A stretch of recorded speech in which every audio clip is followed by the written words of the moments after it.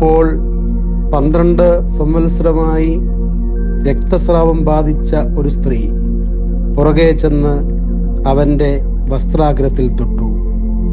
യേശുവോ തിരിഞ്ഞ് അവളെ കണ്ട്, മകളെ, ധൈര്യമായിരിക്ക, നിന്റെ വിശ്വാസം നിന്നെ രക്ഷിച്ചിരിക്കുന്നു. യേശു തമ്പുരാൻ കവർന്നഹൂമിൽ നിന്ന് പള്ളിപ്രമാണിയുടെ അപേക്ഷ കേട്ട് അയാളുടെ മകളെ സൗഖ്യമാക്കുന്നതിനായി പോകുന്ന യാത്രയിൽ നടക്കുന്ന സംഭവമാണ് ഇത്. ഒറ്റപ്പെടലുകൾ അനുഭവിക്കുന്ന ഈ സ്ത്രീ പല കാരണങ്ങളാലും അപമാനത്തിലും ദുരിതത്തിലും കഴിയുന്നവരുടെ പ്രതിനിധി കൂടിയാണ്. രക്തവാർച്ചക്കാരിയായ ഈ സ്ത്രീ സാമൂഹികമായും മതപരമായും ധാരാളം ഒറ്റപ്പെടലുകൾ അനുഭവിക്കുന്നുണ്ട്.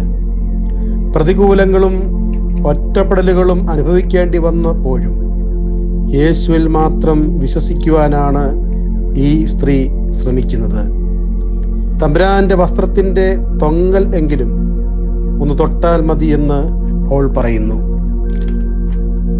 യേശുവിലുള്ള തൻ്റെ വിശ്വാസത്തിനു വേണ്ടി എന്ത് ത്യാഗം സഹിക്കാനും അവൾ തയ്യാറാകുന്നു.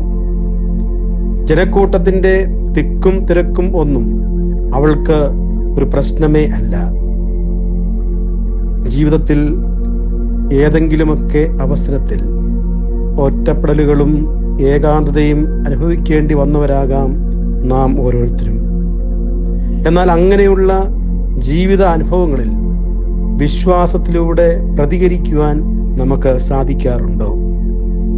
കരുണ കാട്ടുന്ന തമ്പുരാന്റെ ചിത്രവും വിശ്വാസപൂർവം അവന്റെ വസ്ത്രത്തിൽ തൊടുന്ന സ്ത്രീയുടെ രൂപവും നമ്മുടെ മനസ്സിൽ ധൈര്യം പകരുന്നതാണ്.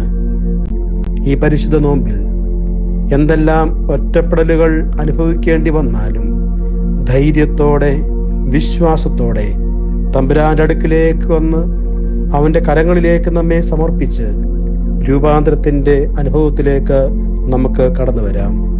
നമുക്ക് പ്രാർത്ഥിക്കാം. കാരുണ്യവാനായ കർത്താവേ, അടിയങ്ങളുടെ ജീവിതത്തിൽ പ്രതികൂലതകളും ഒറ്റപ്പെടലുകളും അനുഭവിക്കേണ്ടി വരുമ്പോൾ അങ്ങയിൽ മാത്രം ആശ്രയം വെച്ച് വിശ്വാസപൂർവം ഓരോ പ്രശ്നങ്ങളെയും അതിജീവിക്കുവാൻ ദൈവമേ, അടിയങ്ങളെ സഹായിക്കണമേ. ആമീൻ.